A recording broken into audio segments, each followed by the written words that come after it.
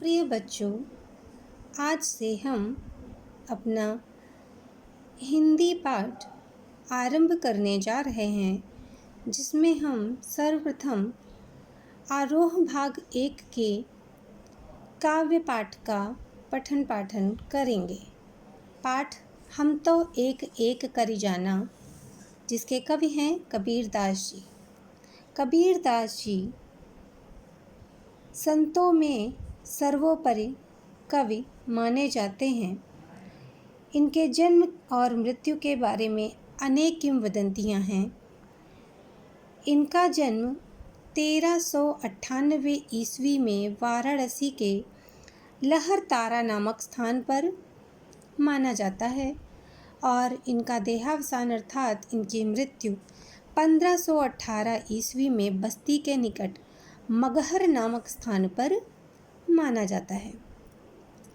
इनकी रचनाएं बीजक नामक पुस्तक इनकी सर्वप्रसिद्ध रचना है, जिसमें साखी, सबद और रामायणी का समावेश है।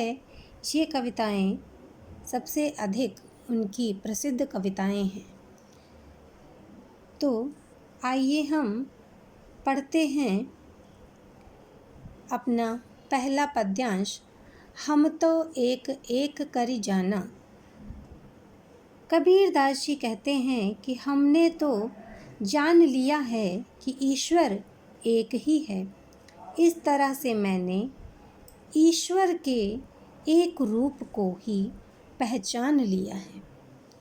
दोई कहें तिन्हीं को दो जग, जिन नाहिन पहचाना। हालांकि कुछ लोग कहते हैं कि ईश्वर अलग अलग हैं। उनके लिए तो नरक की स्थिति है, क्योंकि वे वास्तविकता को नहीं पहचान पाते हैं। एक ही पवन, एक ही पानी, एक ही ज्योति समाना। सभी के लिए ईश्वर का प्रकाश और पानी एक ही जैसा है।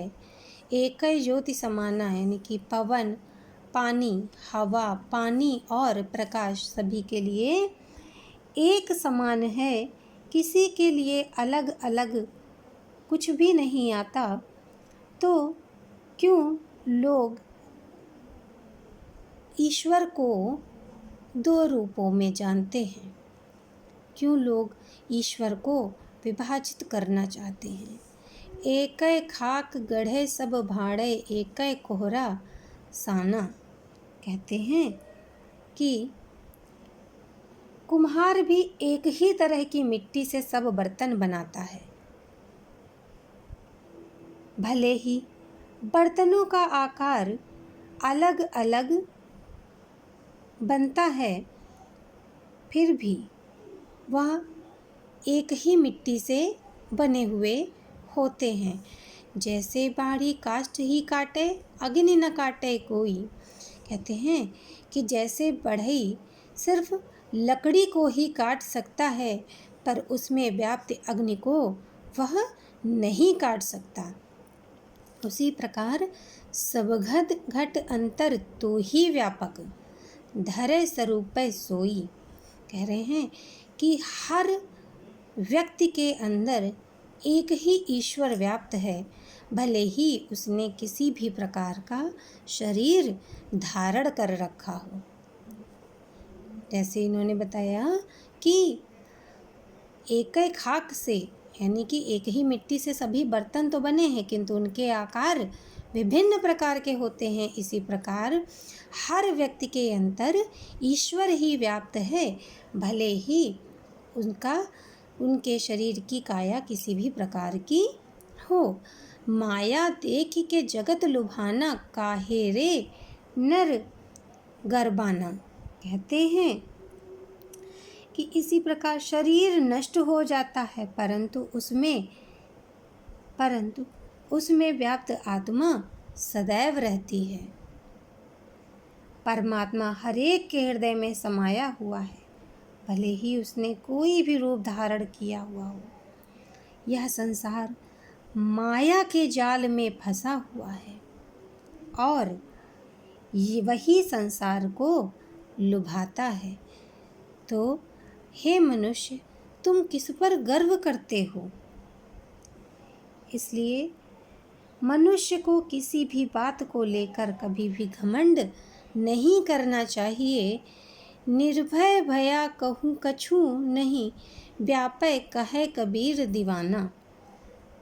तो कबीरदास जी इस पद में कहते हैं कि जब मनुष्य निर्भय हो जाता है तो उसे कुछ भी सताता नहीं है।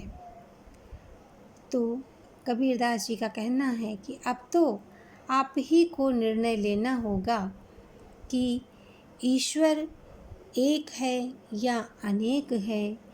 ईश्वर का दीवाना होने से यदि आपको चरम सीमा पर आनंद की अनुभूति हो सकती है तो क्यों न हम ईश्वर में ही रम जाएं। बच्चों, आज आपका गृह कार्य है ये प्रश्न, भ्रमित लोगों पर कवि की क्या टिप्पणी है। प्रथम प्रश्न। एंड द्वितीय है, संसार नश्वर है परंतु आत्मा अमर है। इसको आपको स्पष्ट करना है। धन्यवाद।